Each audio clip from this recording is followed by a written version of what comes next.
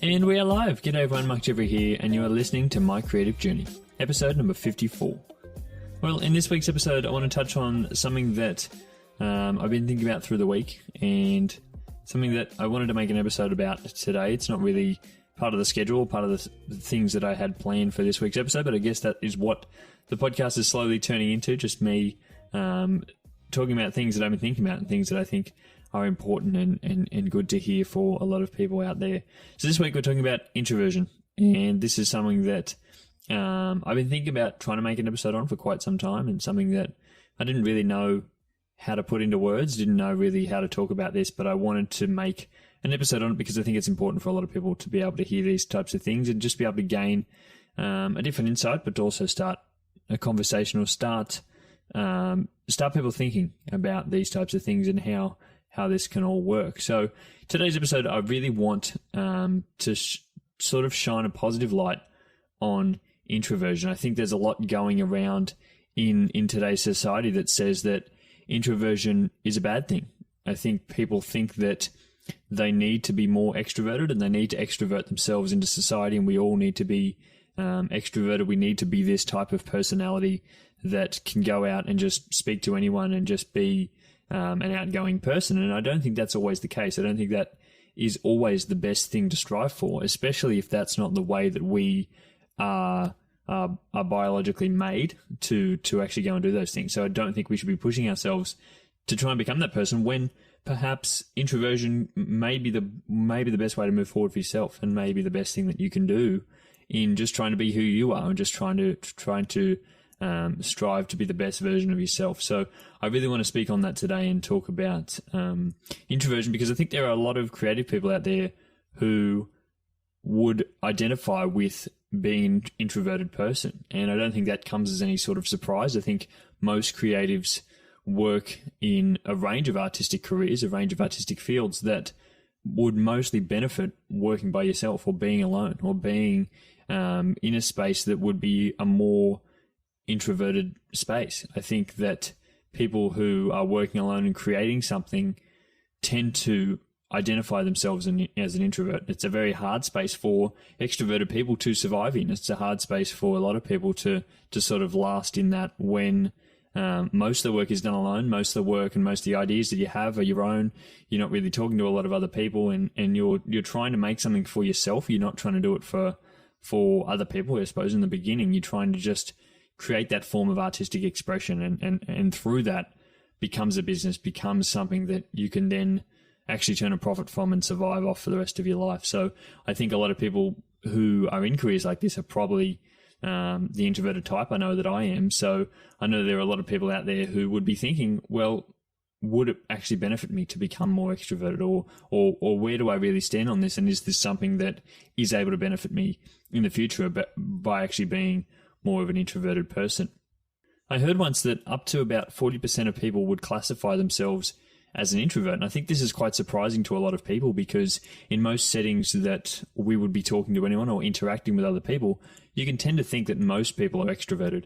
And I think that is a bias that comes from being in those types of settings. You're not talking to the introverted people, or you're talking to introverted people who are extroverting themselves into those spaces. So for you to think that most people are extroverted, I think that is a bit of a bias in the system, because we're only talking to people who are either extroverted or extroverting themselves in a way that they're trying to hide their introversion.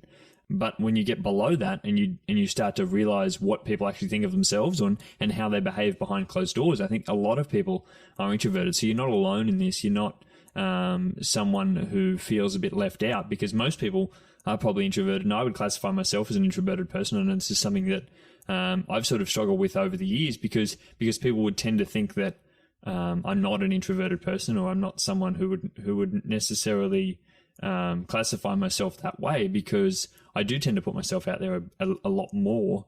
But I think that is through that way of extroverting myself and trying to make myself more known in that way. But I don't think that necessarily has to be the way. And I think there are other ways you can go about using your introversion that can really help you. And I'm going to speak on a few of those things today.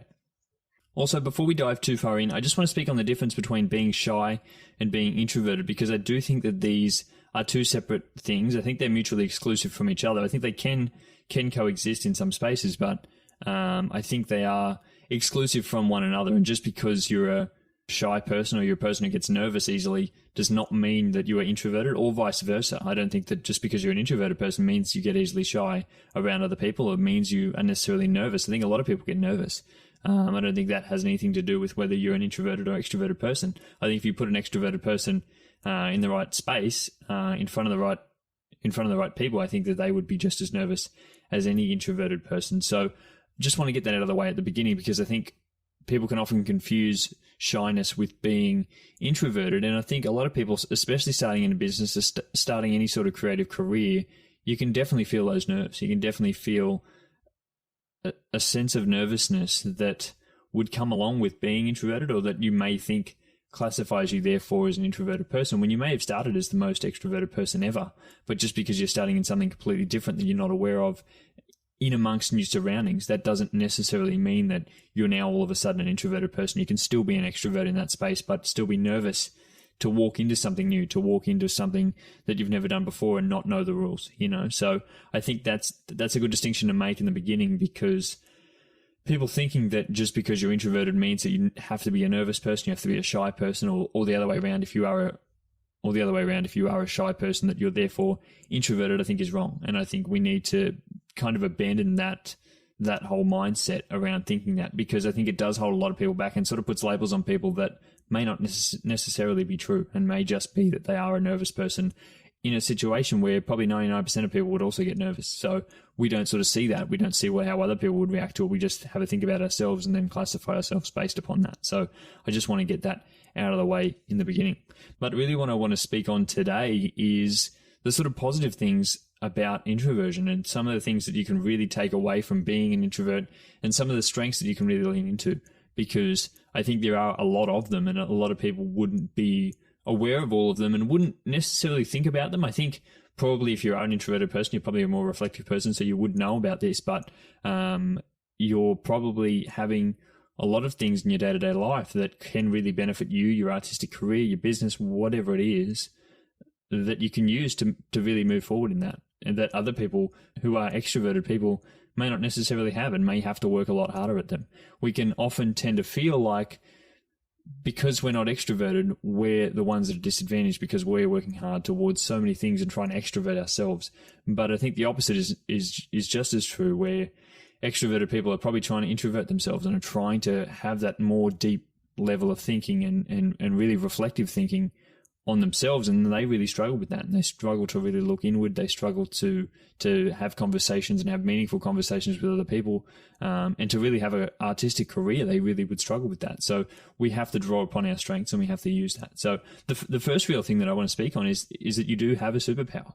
That being introverted is a real superpower, regardless of whether there are other superpowers out there that you may not possess. I think we need to draw upon the strengths that we do have, and to know that you do have that superpower, that you are a reflective person, that you do have the ability to plan, you have the ability to set goals, you can change things when necessary because you've reflected on a lot of the different things that you are trying to do in your life. A lot of people go through life and don't reflect on a lot of things. It's strange to me, and I think surprising to a lot of people, that some people don't reflect as much as they possibly should be. We can get to the end of the year and we can reflect on a year, that's great, but I think we need to be looking back more often than that. We need to be reflecting on things that we're working on a lot more often than that, so we can change when a new opportunity arises, so we can think about what it is we're doing and why it is we're doing things. Because if we're not thinking about those types of things, then it can be easy to get lost, and can be easy to not see where you're headed down the road. I think another important thing about being an introvert is that you don't let your ego cloud your judgment. Now, this can be something that extroverted people often do, is let ego cloud their judgment. Now, I'm not going to say this is a bad thing, because everyone has their own way of trying to do things, but sometimes allowing your ego to cloud your judgment can stop you from changing things, can stop you from trying new things, can stop you from moving in a direction that could possibly benefit you. Now, that's not to say that if you continually chip away at something, you're never going to get somewhere, which I think you will. And I think if ego is driving you in that sense, then you're really moving in a direction, and you're really staying true to yourself. I think that's able to be a positive thing. But a lot of people can tend to get stuck in their ways because ego clouds them. and ego can hold a lot of people back in that sense. And I think as an introverted person, you're probably not as likely to do that. You're not as likely to let ego stand in your way because you're open to change. You're more open-minded on a lot of different things, and you're happy to change creative paths, change careers, change a lot of different things and styles and things that you're working on, because you know what's best for you and for other people, and you're not going to let that ego stand in your way of things that you have done in the past. Another great superpower that I think introverted people have is that they know how to listen to people. And this is so important in any type of business, any type of creative business where you're trying to engage with clients and with other customers.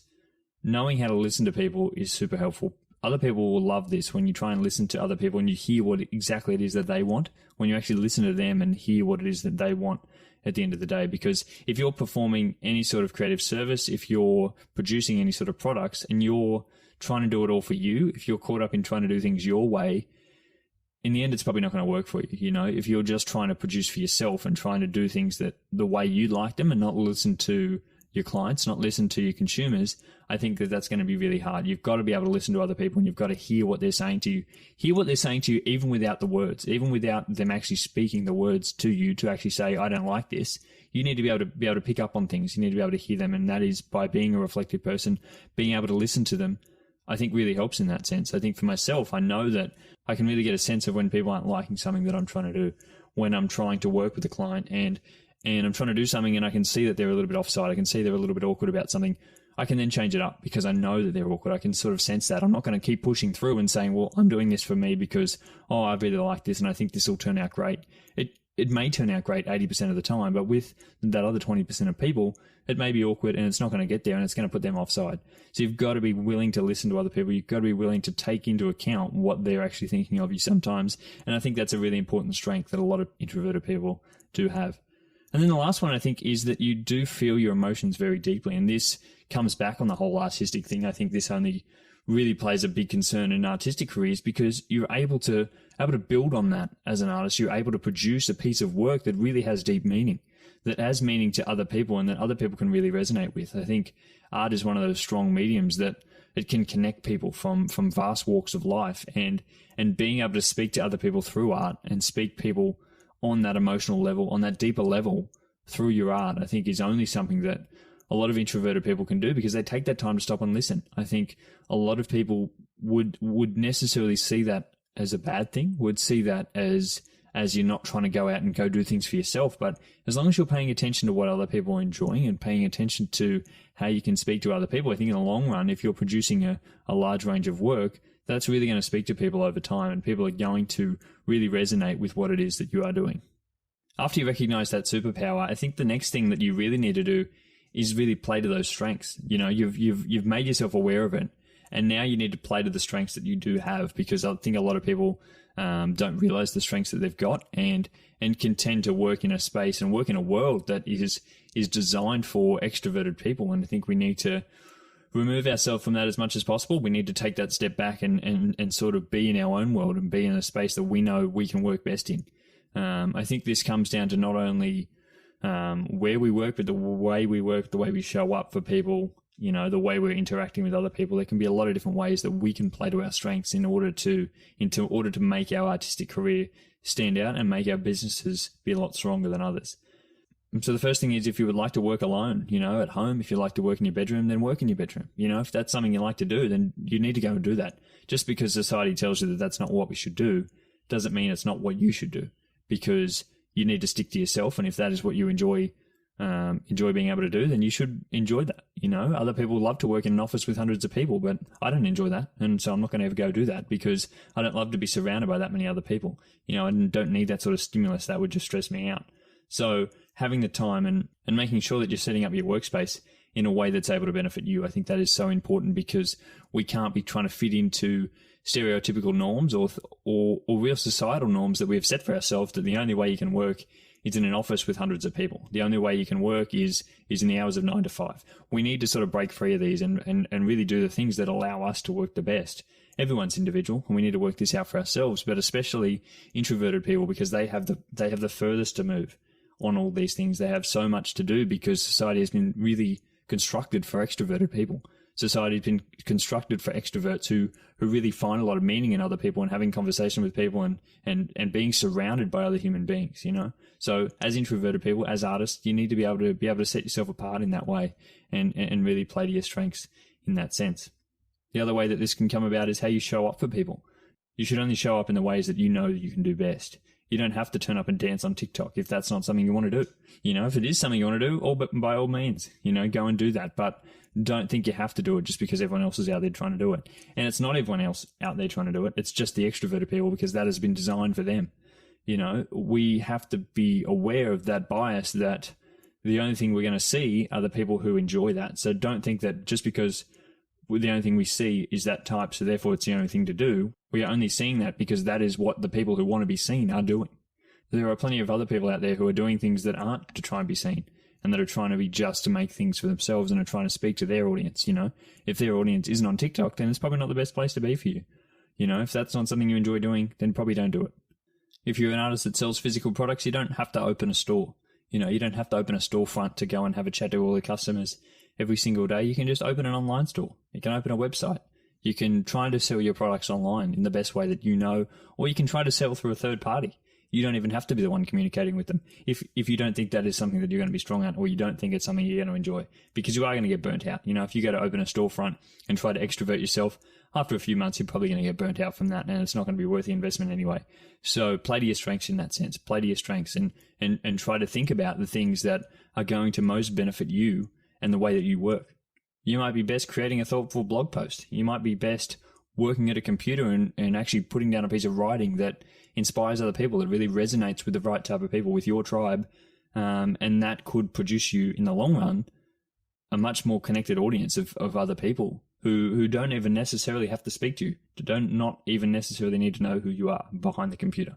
But you can still generate a tribe of people who really resonate with the things that you do.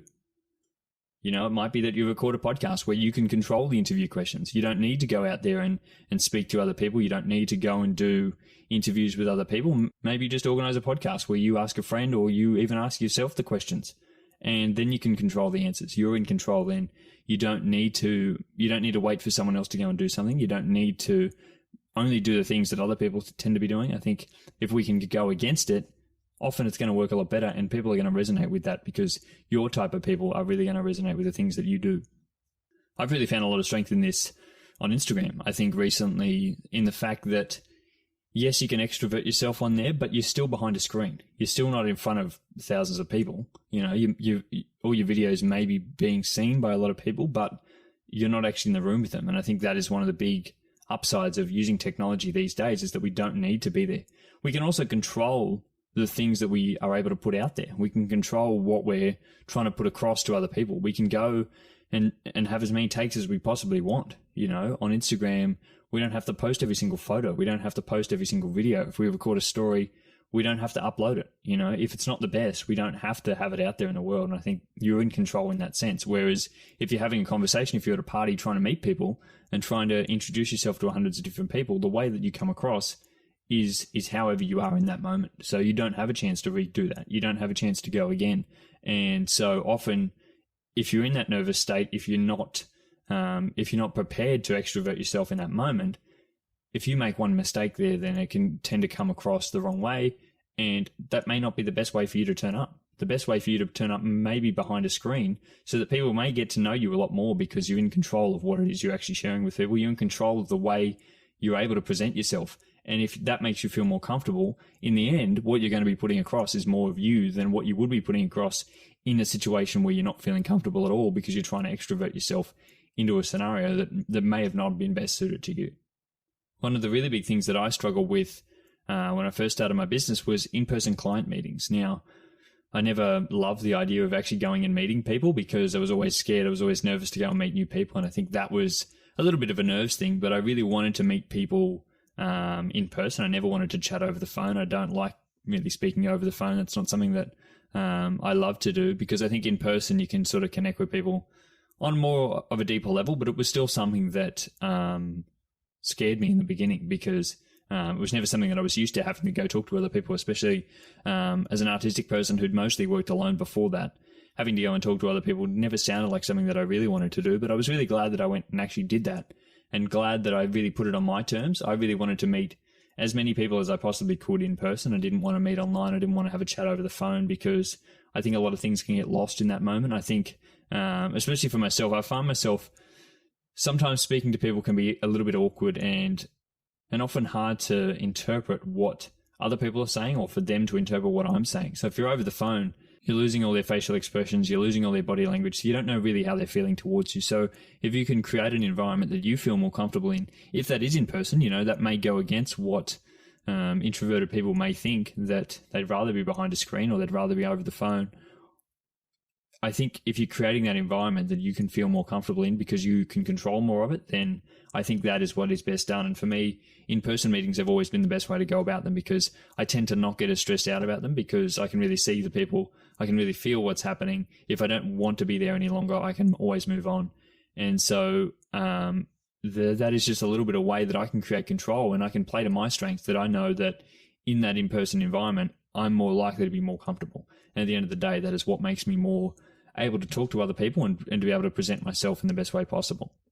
And so now you're saying, well, all that's great, but sometimes you just have to extrovert yourself. And I know this is true. I know this is true because it's something that I do for myself so often, is extrovert myself into environments that I'm probably not very comfortable in, but I think there are things that you can do to try to work around that, and things that you need to be aware of. It's often the people who ask will receive. And I think in that environment, in the world we live in today, you need to be able to extrovert yourself into some situations, and you need to ask for help. You need to put yourself out there sometimes. I think it's okay to connect with other people in person if it is something you're really scared of. I think it needs to be done sometimes, and in the right scenario, you need to be you need to really weigh up your options, and you need to make sure that you're extroverting yourself in the right way. There's no point extroverting yourself just for no reason, but making sure that it is a calculated thing that you have planned out, and you know that there's a means to an end there, and you know that it is going to be something that is going to be helpful for you. I started out as a wedding photographer, and I knew that I'd need to extrovert myself for a little bit of the time. I really wanted to become a wedding photographer, and I knew along with that would have to be extroverting myself in some sense. I'd have to speak to a lot of people. I'd have to be around large groups of people. I think most of the time I'm working alone, which I think is great. And I think that surprises a lot of people, that as a wedding photographer, most of the time you're actually working alone. You're actually working by yourself, just taking photos of people as things are happening. You're not really involved in the taking of photos. You're just really taking photos of things as they are occurring throughout the day. But there is often times you need to step in. And I think if it's just with the bride and groom, then that's okay, because you've probably already met them before. You're probably on a more friendship type of level. But you're probably going to have to speak to the parents. You're going to have to speak to other guests at the wedding, and that is something that really did scare me in the beginning, because I knew I had to extrovert myself in that scenario, and I had to turn up as a good person there, because as I spoke about a few weeks ago, those are people who could then refer me on to other people, and that's how I can sort of build my business. So that's a calculated risk that I need to walk in there and not just ignore everyone else there on the day, because those are people who then could refer me on, and those are people who I could be working with in the future. So I can't just ignore everyone, but you have to walk in there and you have to just prepare for that. If it is an hour, you got to prepare for that hour. You have to, sometimes it's just best to maybe rip the Band-Aid off and just walk in there, and it'll come with practice. It comes with actually extroverting yourself a few times. The more often you do it, the better you'll get. And it becomes more like a persona that you can kind of play, because you've prepared yourself in the moment to be there at that time. You've prepared yourself that you're going to be turning up at that sense. If I was just thrown in the deep end, I don't think I'd be ever ready for it. But I know that I'm going to be there. I know I'm going to need to talk to other people. So I can take time to prepare. I can take time to even think about the things that I'm going to be talking about with other people. I can take time to think about answers of questions that everyone's going to ask. You can try to be as prepared as you possibly can, but I think in some moments you definitely need to extrovert yourself out in those ways, and it will come with practice. At the end of the day, confidence is king, and the more you do it, the more confident you'll get at it, and you'll become well practiced at it, and it will feel like it's just part of your routine. It's part of the things you do for work. And so the more you turn up, the more you practice at it, just as you do with your art form all the time. The more you turn up with it, the easier it gets. And so that is just something that you're probably going to have to do, but make sure it's a calculated risk, and make sure it's something that you know is going to help you in the long run. And then if you are to extrovert yourself, know that you need to give yourself enough time to recharge. I think this is, for me, one of the most important things is knowing a scenario that I'm going to have to walk in and try to extrovert myself into, and making sure that I plan out enough time before and afterwards to recharge myself. Because if I walk in there and I'm exhausted, it's probably not going to be the best environment for me. If I'm super tired and I'm not walking in and I'm not holding myself in the right way in the start, then it's going to be very hard to talk to other people. It's going to be hard to extrovert myself in it and be overly happy and excited to be there when I'm just exhausted. So you have to make sure that you're giving yourself that time, yourself that time beforehand, but then also afterwards as well. Make sure you're taking enough time to yourself. Make sure that you're not just planning things back to back to back and working on yourself. Make sure that you are giving yourself that space and that time to recharge your batteries, have a think about the things that went right, things that went wrong. Because as I said in the beginning, we're often introspective people. We're people that reflect on a lot of things. So if you're not going to give yourself that time to reflect, you're going to find yourself reflecting on things where you're trying to talk to other people, and that's never going to create the best scenario because you're not going to be present in that moment. So you need to make sure that you are giving yourself enough time as you possibly can to recharge after those extroverted moments. A big reason why I say that we need to extrovert ourselves in some moments is because I think the community is super important. Now, as an introverted person, as someone that works alone, as someone who spends most of their time by themselves, community can be something that's hard to come by. But I think community really helps in any type of artistic business, in any type of artistic career. Having other people around us really helps. Now, they don't necessarily have to be someone who's there with you all the time, but if you would like them to be, you definitely can. But having a community of people who you can fall back on, who you can talk to about different things, community of people who are like-minded to you. And I think to find those types of people, you need to extrovert yourself sometimes. It's going to be hard to really find them at home. And sometimes I think friends are good. It can really help you. It can really help your mood. It can help a lot of different things. And being able to speak to other people, especially people who are like-minded to you, I think that's only really going to help. And you need to put yourself out there to be able to get in those groups, to be able to get to know other people. I think that's really, really important. And that is one of the main reasons why you would need to extrovert yourself. It may be that you need a business partner. It may be that you would like to start a new business in something else. And if you've never found anyone to run that with, it's going to be very hard. It can often be that you need someone who's extroverted on your team. You need someone you can work with and someone you can talk to who is extroverted, because often we can feel like they are the complete opposite to us. So it's good to have their opinion on things as well. It's good to not just do things from the introverted ideal. It's good to do things that will be appealing to extroverts as well. And so we need to be able to bounce ideas around and be able to speak to other people, because they can often be your biggest advocates. Extroverted people don't really mind having to put themselves out there a little bit. And so if they can be advocates for you and your business and your work, I think that's a great thing. And I think we can equally benefit them, as I've spoken about all the benefits that come along with introversion. I think we can equally benefit them. So that is a good friendship to have. And sometimes you've got to extrovert yourself into a scenario to be able to make those types of friends, because you're not going to make them at home. Even if it is just on social media, even if you're extroverting yourself into a group, having a chat to new people online, I think that is a really positive way to be able to make a community, be able to make friends that can then help you and your business along, and your creative journey as well, helping your creativity actually blossom through that, because you can ask people for advice, you can ask for feedback, you can sort of get creative ideas off other people and really see what's working for them, what's not working for them. I think it's just overall, community is a great thing. And so if you're not going to extrovert yourself, you're never going to find a community of other people who could be just like you and could really help you to grow and expand in your business.